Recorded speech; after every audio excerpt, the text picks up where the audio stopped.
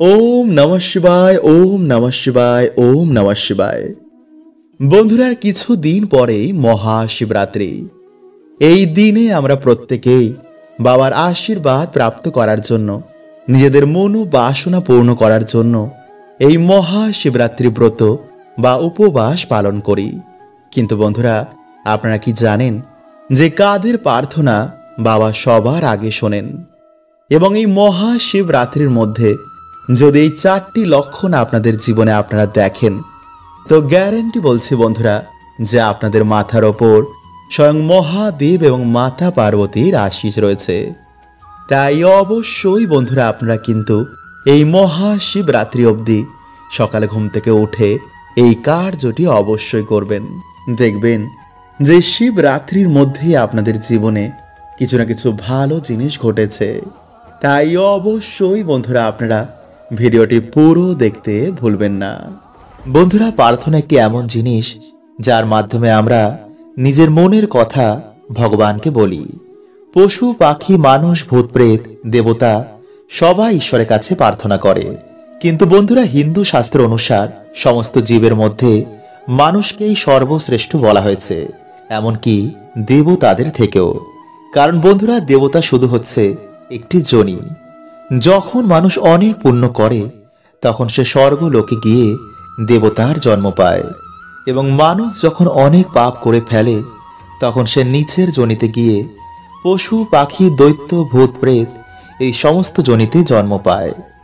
কিন্তু এই সকল যোনির মধ্যে মনুষ্য যোনিকেই সর্বশ্রেষ্ঠ বলা হয়েছে। কারণ বন্ধুরা এই যোনিতেই আমরা একমাত্র ঈশ্বর প্রাপ্ত করতে পারি, এবং এই মনুষ্য জন্মে আমরা যে কর্ম করি যে প্রার্থনা করি তার সব কিছুর আমরা ফল পাই। কিন্তু বন্ধুরা আপনারা শুনলে চমকে উঠবেন যে একজন পুরুষের তুলনায় একজন স্ত্রীদের প্রার্থনা ভগবান আগে শোনেন। কিন্তু কিভাবে তা প্রার্থনা করতে হয় তা বেশিরভাগ মানুষই জানেন না। তাই বন্ধুরা আজকের এই ভিডিওতে আমরা এই সকল বিষয় জানব। তাই অবশ্যই বন্ধুরা আপনারা কিন্তু ভিডিওটি পুরো দেখতে ভুলবেন না, এবং ভিডিওটি বন্ধুরা একটি লাইক করে কমেন্টে হর হর মহাদেব ও জয় শ্রীকৃষ্ণ অবশ্যই লিখুন।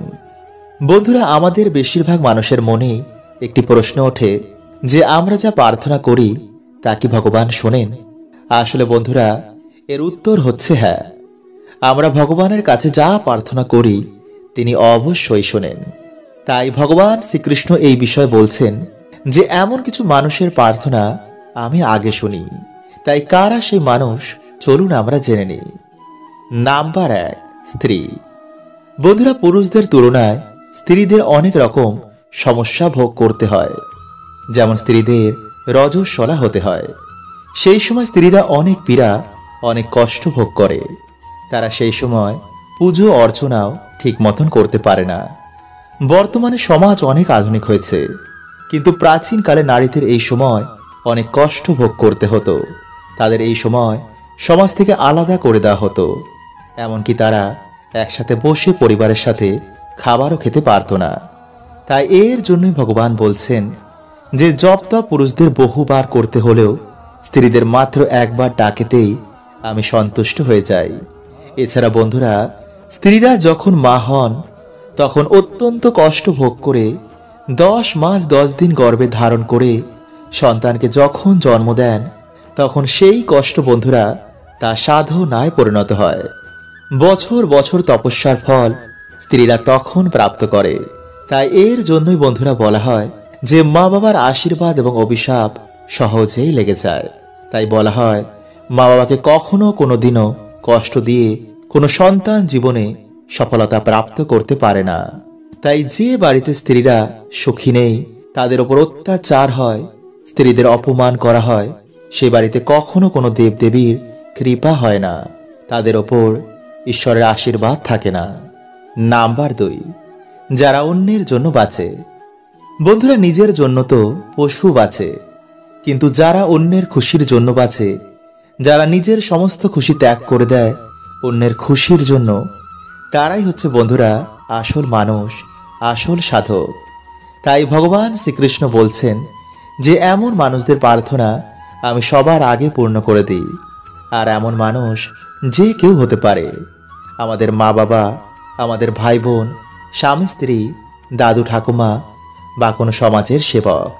তাই বন্ধুরা, এমন মানুষেরা যদি একটি সংকল্প নিয়ে বাড়িতে ভগবানের কাছে দাঁড়িয়ে তারা পুজো অর্চনা করার পর তাদের মনোবাসনা বলে, তো ভগবান তাদের প্রার্থনা পূর্ণ করে দেন। বন্ধুরা, যে মনুষ্য অল্পতেই কাঁদে বা চিৎকার করে তাদের সাধারণত মানুষেরাই ভুল বোঝে। কিন্তু যদি বন্ধুরা আপনারা এর পিছনে সত্য জানেন তো আপনারা চমকে উঠবেন। হ্যাঁ বন্ধুরা, এই সৃষ্টি চালিয়ে রাখার জন্য দুটি তত্ত্ব রয়েছে, এক পুরুষ তত্ত্ব আর দুই হলো স্ত্রী তত্ত্ব। বন্ধুরা, এখানে কিন্তু আপনারা ভুল বুঝবেন না, আমি কোনো ছেলে বা মেয়ের কথা বলছি না, আমি বলছি পুরুষ তত্ত্ব বা স্ত্রী তত্ত্ব। এই পুরুষ তত্ত্ব হলো শিব আর স্ত্রী তত্ত্ব হলো প্রকৃতি। এই দুই তত্ত্বের মিলনেই আমাদের জীবন তৈরি হয়। আপনি ছেলে হন বা মেয়ে, আপনার দেহে কিন্তু এই দুটি তত্ত্বই রয়েছে। শুধু পার্থক্য এটাই যে নারীর মধ্যে এই তত্ত্ব অধিক হয় আর পুরুষদের কম। কিন্তু কিছু কিছু ক্ষেত্রে বন্ধুরা এর পার্থক্য দেখতে পাওয়া যায়। বন্ধুরা, এই সৃষ্টির ভারসাম্য বজায় রাখার জন্য ভগবান নারীদের মা হওয়ার বরদান দিয়েছেন। আর এর জন্যই বন্ধুরা নারীদের মধ্যে স্ত্রীতত্ত্ব বেশি হয়। বন্ধুরা, আমরা সকলেই জানি যে হিন্দু ধর্মের নারীকে মা লক্ষ্মীর অংশ মানা হয়। একজন নারী পুরো পরিবারের শিকড় হয় আর পুরুষ হলো সেই পরিবারের ছায়া। প্রত্যেক বাবা তার সন্তানদের, তার পরিবারকে বাইরে সকল ঝড় ঝাপটা থেকে আগলে রাখেন আর মা সমস্ত পরিবারকে শক্তি প্রদান করেন, প্রেম দিয়ে পুরো পরিবারকে একসাথে বেঁধে রাখেন। আর এই গুণটি হলো বন্ধুরা স্ত্রী তত্ত্বের। বাস্তবে যে নারী ও পুরুষদের অল্পতেই চোখে জল আসে তার মধ্যে স্ত্রী তত্ত্বের গুণ একটু অধিক হয়। ফলে তাদের মন একটি ফুলের মতন হয়। তারা সহজে রিয়্যাক্ট করলেও তাদের মনে কিন্তু কোনো পাপ থাকে না। তারা অন্যের দুঃখ সহজে দেখতে পারে না। এমন মানুষেরা খুবই পশুপ্রেমী হয়। এমন মানুষের মনে কোনো ছল চাতুরি থাকে না। যা কিছু হয় তারা সামনাসামনি চিল্লে বা কেঁদে মন হালকা করে ফেলে। কিন্তু দুঃখের বিষয় হলো বন্ধুরা যে এমন মানুষেরা নিজের মনের ভাব অন্যকে বুঝিয়ে বলতে পারে না। ফলে তাদের মধ্যে জমে থাকা অভিমান তারা চিল্লে বা কেঁদে বার করে দেন। তাই বন্ধুরা, এমন মানুষের মনের কথা বুঝে তাদের সাথেও আমাদের ভালো ব্যবহার করা উচিত। তো চলুন বন্ধুরা, এবার আমরা জেনে নিই যে এমন মানুষদেরই বা কেন ঈশ্বর বেশি ভালোবাসেন। বন্ধুরা, বর্তমানে কলিযুগে মানুষের মুখে কিছু এক ও মনে কিছু এক হয়। যারা দেখবেন সবকিছু গুছিয়ে আপনার কাছে ভালো হওয়ার চেষ্টা করে, বাস্তবে তারাই মুখোশের আড়ালে নিজেকে লুকিয়ে রাখে। আর এমন মানুষকে আপনি বিশ্বাস করে ভবিষ্যতে গিয়ে ঠকেন। কিন্তু যে মানুষটি আপনার কাছে নিজেকে কখনো ভালো দেখানোর চেষ্টা করে না, সে যেমন তেমনই থাকে, বাস্তবে তার মনই বন্ধুরা খুবই পবিত্র হয়। হয়তো সকলে তাকে ভুল বোঝে, কিন্তু ঈশ্বরের কাছে এমন মানুষ খুবই প্রিয় হয়। তাই বন্ধুরা, আপনাকে বিচার করার অধিকার কিন্তু কারণ নেই, শুধু একমাত্র ঈশ্বর ছাড়া। বন্ধুরা, এই লক্ষণগুলো যার মধ্যে থাকে তার মাথায় স্বয়ং মহাদেবের হাত থাকে। এমন মানুষের ক্ষতি কেউ করতে পারে না, কারণ যার উপর স্বয়ং মহাদেবের হাত থাকে তার ক্ষতি স্বয়ং যমরাজও করতে পারে না। তিনি ভোলানাথ, তিনি কোনো ধরনের ভেদভাব করেন না, তার কাছে সবাই সমান।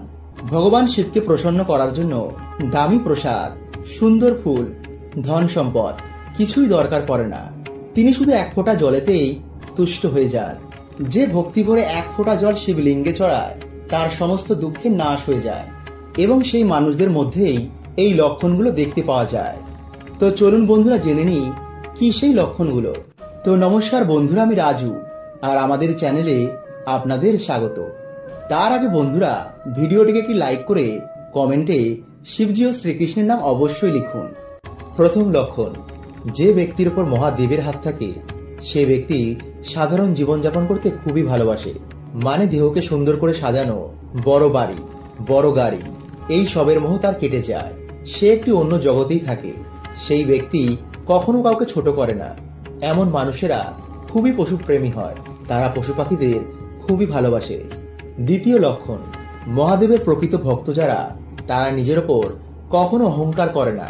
তার কাছে জ্ঞান, ধন সম্পদ, মান সম্মান সব থাকা সত্ত্বেও কখনো অহংকার করবে না। তিনি সবাইকেই সম্মান দেন। তার কাছে গরিব, ধনী, শিক্ষিত, অশিক্ষিত সবাই সমান। তৃতীয় লক্ষণ, যে ব্যক্তি সর্বদা অন্যের সাহায্য করার জন্য ছুটে যায় বা যার মনে সর্বদা অন্যের সাহায্য করার চিন্তা থাকে, সেই মনুষ্যের ওপর মহাদেবের বিশেষ কৃপা থাকে। চতুর্থ লক্ষণ, যে মনুষ্য অধিক বলবান হওয়া সত্ত্বেও কখনো নিজের শক্তির দুর্ব্যবহার করে না, বরং সে অসহায় মানুষের সাহায্য করে। মহাদেবের ভক্তরা নিজে কষ্টে থাকলেও সেই কষ্টের মধ্যেও অন্যকে সাহায্য করে। কঠিন সময়ে সে ঈশ্বরের ওপর বিশ্বাস হারায় না। এমন মানুষেরা স্বপ্নে শিবলিঙ্গের দর্শন করে, অথবা সে স্বপ্নে শিবজি বা শিব মন্দিরের দর্শন করে। এমন মানুষের ওপর সর্বদাই মহাদেবের হাত থাকে। বন্ধুরা, আমাদের সকলের মনেই ভালো থাকার, সুখী থাকার এবং ধনী হওয়ার ইচ্ছা রয়েছে, এবং তার জন্য আমরা আমাদের যে আরাধ্য দেবদেবী রয়েছে তার পুজো এবং আরাধনা করি। কিন্তু বন্ধুরা, আপনারা হয়তো অনেকেই জানেন না যে হিন্দু শাস্ত্র ও ভগবদ গীতায় ভগবান শ্রীকৃষ্ণ বলছেন যে সর্বদাই যে পুজোর ফল প্রাপ্ত হবে এমনটা নয়, বরং আমাদের কিছু অভ্যেস এবং আচার আচরণ নির্ধারণ করে যে আমাদের প্রার্থনা ভগবান কবে শুনবেন। তাই বন্ধুরা, যদি আপনারা চান যে আপনাদের প্রার্থনা বা মনের ইচ্ছা ভগবান তাড়াতাড়ি শুনুক, তো বন্ধুরা আপনাদের কিছু অভ্যেস জীবনে অবশ্যই ধারণ করতে হবে। কারণ বন্ধুরা, যখন ভগবান আমাদের ওপর প্রসন্ন হন, তখন আমাদের জীবনে সুখ, শান্তি, সমৃদ্ধিতে এবং ধন দৌলতে ভরে ওঠে। তাই বন্ধুরা, সবার প্রথমে আপনারা ঘুম থেকে উঠে কোনো কাজে লিপ্ত হওয়ার আগে আপনাদের যে কুল দেবতা রয়েছে বা যিনি আপনাদের আরাধ্য দেবদেবী, তাকে স্মরণ করেই দিনটি শুরু করবেন। কারণ বন্ধুরা, কুল দেবতা হচ্ছেন আমাদের কুলের দেবতা। তিনি আমাদের জীবনে সুখ দুঃখ সবার আগে দেখাশোনা করেন। তাই ঘুম থেকে উঠেই তাকে ধন্যবাদ দেওয়াটা অত্যন্তই জরুরি। নাম্বার 2, পুজোর সংকল্প না নেওয়া। বন্ধুরা, তার আগে আপনারা ভিডিওটি একটি লাইক করে কমেন্টে আপনারা বলুন হর হর মহাদেব ও জয় শ্রীকৃষ্ণ। বন্ধুরা, বর্তমানে বেশিরভাগ মানুষই পুজো অর্চনা এর জন্য করে যাতে তাদের মনের ইচ্ছা, মনের বাসনা পূর্ণ হয়, তাই তো? আর বন্ধুরা, এগুলোই হচ্ছে আমাদের ভৌতিক ইচ্ছা। কিন্তু পুজো অ্যাকচুয়ালি হচ্ছে আমাদের মনের বাসনা, মনের সকল ইচ্ছা ত্যাগ করে, এই সংসারের মোহমায়া ত্যাগ করে ঈশ্বরের চিন্তন বা ঈশ্বরকে প্রাপ্ত করা। তাই বেশিরভাগ পুজো অর্চনায় বন্ধুরা আমাদের ভক্তির অ্যাকাউন্টে গিয়ে জমা হয়, যা মৃত্যুর পর আমাদের ঈশ্বর প্রাপ্তিতে সহায়তা করে। কারণ বন্ধুরা, আসল জীবন হচ্ছে আমাদের মৃত্যুর পর। এই সংসারের জীবন তো মাত্র কিছু দিনের। তাই যতক্ষণ না আপনি পুজোর সংকল্প নিয়ে আপনি পুজো অর্চনা করবেন, ততক্ষণ কিন্তু বন্ধুরা আপনি পুজো অর্চনার ফল সহজে প্রাপ্ত করবেন না, বা ঈশ্বর নিজে থেকে যতক্ষণ না এটি চাইবে। তাই এর জন্য বন্ধুরা পুজো অর্চনাকে 3 ভাগে ভাগ করা হয়েছে। 1 ভক্তি, 2 মন্ত্র, 3 তন্ত্র। আর এর মধ্যে ভক্তিযোগকে সর্বশ্রেষ্ঠ মানা হয়েছে, কারণ ভক্তির অপর নাম হচ্ছে প্রেম। আর প্রেম কোনো কিছুর বিনিময় হয় না। কিন্তু যদি আপনি পুজো অর্চনার বদলে কিছু প্রাপ্তি করতে চান, তো তার জন্য বন্ধুরা আপনারা যতক্ষণ না এই পুজো অর্চনার সংকল্প নেবেন, ততক্ষণ বন্ধুরা কিন্তু আপনারা এর ফল পাবেন না। তো এর জন্য বন্ধুরা আপনারা যখনই পুজো অর্চনা করতে বসবেন, হাতে সামান্য জল নিয়ে সংকল্প করতে কিন্তু একদম ভুলবেন না যে এই কারণে আপনি এই পুজো অর্চনা করছেন। আর একেই বন্ধুরা বলা হয় সাধনা, যার জন্য তন্ত্র মন্ত্র বিভিন্ন প্রক্রিয়ার মাধ্যমে নিজের মনোবাসনা সাধকেরা পূর্ণ করে। তাই বন্ধুরা আজকের মতন এতটুকুই। দেখা হবে এর পরের ভিডিওতে। হরে কৃষ্ণা, ওম নমঃ শিবায়।